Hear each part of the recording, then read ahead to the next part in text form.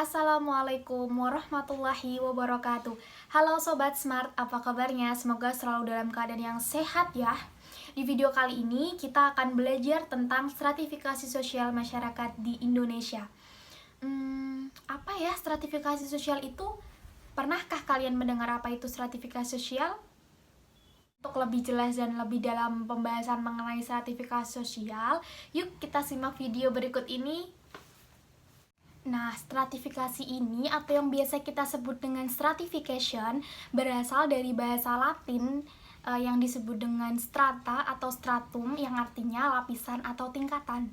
Jadi, stratifikasi sosial ini merupakan pembedaan anggota masyarakat berdasarkan status yang diwujudkan dalam tingkatan anggota masyarakatnya berdasarkan yang paling tinggi sampai yang paling rendah. Sekarang, yuk kita belajar pengertian stratifikasi sosial menurut para ahli. Yang pertama, Peter Berger. Stratifikasi sosial menurut Peter Berger ini merupakan penjenjangan anggota masyarakat menjadi lapisan atasan dan bawahan yang didasarkan atas dasar kekuasaan, kehormatan, dan kekayaan.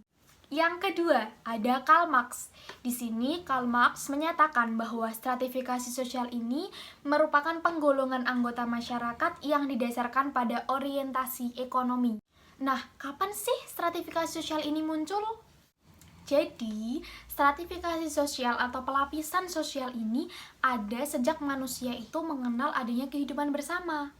Kalau dalam masyarakat tradisional, dulunya stratifikasi sosial ini didasarkan atas perbedaan seks, kemudian perbedaan antara yang dipimpin dan memimpin, serta perbedaan dalam keturunan. Jadi semakin maju teknologi suatu masyarakat itu, maka akan semakin kompleks pula sistem pelapisan sosialnya. Nah, stratifikasi sosial atau pelapisan sosial ini biasanya digambarkan seperti piramida, di mana piramida itu dibagi menjadi 3 tingkatan. Yang pertama itu ada upper atau lapisan paling atas, kemudian yang kedua ada middle atau lapisan tengah, dan yang ketiga ada lower atau lapisan. Jadi stratifikasi sosial atau pelapisan ini itu bersifat hierarkis atau bertingkat dari atas ke bawah. Nah, setiap tingkatan ini memiliki hubungan yang saling mengaitkan antara satu tingkatan dengan tingkatan yang di bawahnya atau di atasnya. Nah, dalam masyarakat Indonesia itu sendiri, masyarakatnya itu seringkali loh menggolongkan atau mengelompokkan anggota masyarakatnya itu ke dalam beberapa kelas. Seperti contohnya nih dalam aspek pendidikan misalnya. Seringkali itu anggota masyarakatnya itu mengelompokkannya menjadi beberapa bagian. Misalnya nih, lapisan bawah biasanya diisi oleh orang-orang yang hanya menempuh pendidikan sampai pada tingkat SD saja.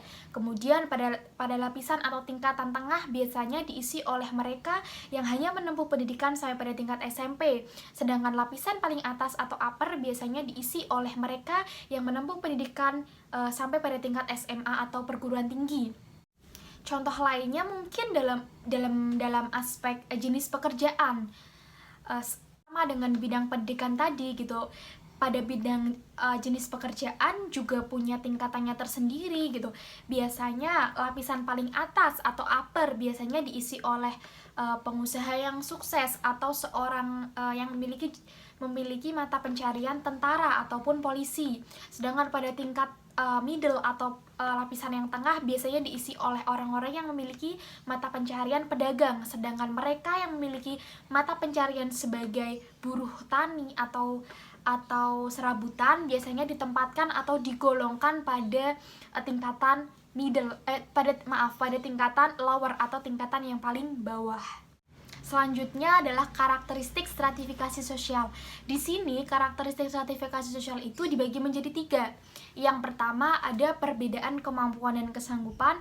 Yang kedua ada perbedaan gaya hidup atau lifestyle. Yang ketiga ada perbedaan atau hak-hak dalam mengakses sumber daya. Apa sih maksudnya? Yuk kita bahas bersama-sama. Yang pertama ada perbedaan dalam kesanggupan dan kemampuan.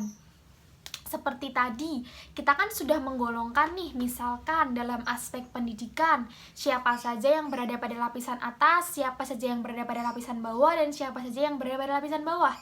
Nah, dalam karakteristik stratifikasi sosial ini, orang-orang yang berada pada orang-orang yang hanya menempuh pendidikan sampai pada tingkat SMP tentu memiliki tingkatan kemampuan dan kesanggupan yang berbeda dengan mereka orang-orang yang menempuh pendidikan sampai pada tingkat SMA atau perguruan tinggi. Kemudian yang kedua, ada perbedaan dalam gaya hidup atau lifestyle. Maksudnya gimana sih? Nah, dalam aspek jenis pekerjaan tadi kan kita sudah mengelompokkan nih jenis pekerjaan apa saja yang termasuk dalam tingkatan-tingkatan atas, tengah, dan bawah. Nah, contoh sederhananya seperti ini. Orang-orang yang memiliki mata pencaharian atau jenis pekerjaan sebagai tentara, polisi, ataupun pengusaha sukses, tentu gaya hidupnya berbeda dengan orang-orang yang hanya memiliki jenis pekerjaan sebagai buruh tani. Dan yang ketiga, ada perbedaan dalam mengakses sumber daya. Nah, di sini orang-orang yang berada pada kelas menengah atas tentu memiliki privilege. Mereka tentu memiliki hak-hak tersendiri dalam memanfaatkan sumber daya dibandingkan dengan mereka yang hanya berada pada golongan menengah atau golongan bawah. Nah, sampai di sini sudahkah kalian sedikit tergambarkan tentang apa itu stratifikasi sosial? Untuk melihat sejauh mana pemahaman kalian tentang stratifikasi sosial, yuk kita main tebak gambar. Ini dia. Kalau ini termasuk gambar apa ya kira-kira? Ya, betul sekali. Ini merupakan gambar seorang guru yang sedang mengajar. Dan ini masuk ke dalam tingkatan upper atau lapisan atas. Kalau ini termasuk dalam tingkatan apa ya kira-kira? Ya, betul sekali, termasuk dalam lingkatan lower atau lapisan paling bawah, karena ini adalah gambar seorang buruh tani. Kalau ini kira-kira termasuk dalam tingkatan apa ya? Ya, betul sekali, ini termasuk dalam tingkatan kelas atas, karena ini merupakan seorang pelajar atau orang-orang yang menempuh pendidikan sampai pada perguruan tinggi. Wah, hebat, kalian semua bisa loh menggolongkan atau mengelompokkan gambar-gambar tersebut dengan benar. Berarti kalian sudah paham ya tentang stratifikasi sosial masyarakat Indonesia? Nah, stratifikasi sosial ini akan selalu ada dalam masyarakat kita, namun bentuknya itu bisa berbeda-beda. Misalkan saja nih, stratifikasi sosial dalam bidang ekonomi, sosial, ataupun politik. Yuk kita bahas ketiga bidang ini. Yang pertama, stratifikasi dalam bidang ekonomi. Stratifikasi sosial dalam bidang ekonomi ini membedakan anggota masyarakatnya berdasarkan penguasaan dan kepemilikan materi. Jadi, dengan kata lain, pendapatan, kekayaan, dan jenis pekerjaan ini akan membagi mereka ke dalam lapisan-lapisan tertentu. Nah, stratifikasi sosial dalam kriteria ekonomi ini bersifat terbuka, artinya bahwa seseorang ini bisa pindah dari lapisan satu ke lapisan yang lainnya. Artinya apa gitu? Artinya bahwa seseorang ini bisa pindah dari lapisan satu ke lapisan yang lainnya. Seperti contohnya, seseorang yang miskin kemudian ia bekerja keras dan ia menjadi seorang yang kaya raya, maka ia akan mengalami perpindahan kelas sosial. Sedangkan mereka yang berada pada lapisan atas, misalnya saja seorang pengusaha yang kemudian ia mengalami kebangkrutan usaha dan menjadi jatuh miskin, maka ia akan mengalami penurunan kelas sosial. Kemudian yang kedua, ada stratifikasi dalam kriteria sosial. Di sini itu meliputi kasta, pendidikan, dan jenis pekerjaan. Berdasarkan kasta misalnya, kita bisa lihat pada masyarakat India di mana ada kasta Brahmana, Ksatria, Waisya, dan Sudra yang menentukan lapisan atau tingkatan sosialnya.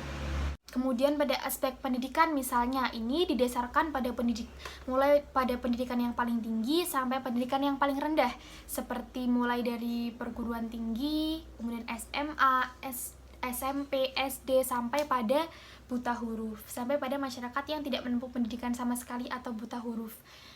Kemudian dalam jenis pekerjaan misalnya, seperti tadi yang sudah kita kelompokkan, ada tentara, polisi, pedagang, atau buruh tani. Nah, stratifikasi dalam bidang pendidikan ini itu sifatnya terbuka. Artinya apa? Artinya bahwa seseorang ini bisa berpindah dari satu lapisan atau satu tingkatan ke tingkatan yang lain kalau dia mampu untuk berprestasi. Nah, stratifikasi ini itu tidak ditentukan berdasarkan keturunan. Jadi, rakyat biasa ini juga bisa menempuh pendidikan yang tinggi, juga bisa mencapai lapisan yang tertinggi gitu. Jadi tidak didasarkan atas keturunan kalau yang dalam aspek pendidikan. Sedangkan stratifikasi sosial dalam aspek jenis pekerjaan ini didasarkan atas pendapatan, kekayaan, dan juga keterampilan. Kemudian yang ketiga ada stratifikasi politik. Jadi dalam bidang politik ini juga dikenal stratifikasi sosial yang didasarkan atas keterampilan politiknya. Inti dari politik itu kan kekuasaan. Nah, jadi kalau kekuasaan itu dijadikan sebagai sesuatu yang dihargai dalam masyarakat, maka akan terbentuk suatu stratifikasi politik. Mereka yang memiliki kekuasaan atau wewenang terbesar tentu akan menduduki lapisan atau tingkatan yang paling tinggi. Sedangkan mereka yang tidak memiliki kekuasaan dan wewenang hanya akan ditempatkan pada tingkatan tengah ataupun bawah. Nah, sampai di sini sudahkah kalian paham tentang apa itu stratifikasi sosial masyarakat di Indonesia? Semoga pembahasan kita kali ini bermanfaat ya untuk menambah wawasan dan pengetahuan kita tentang stratifikasi sosial yang ada di masyarakat Indonesia. Terima kasih sudah menyaksikan video ini sampai selesai. Sampai jumpa di lain kesempatan. Wassalamualaikum warahmatullahi wabarakatuh.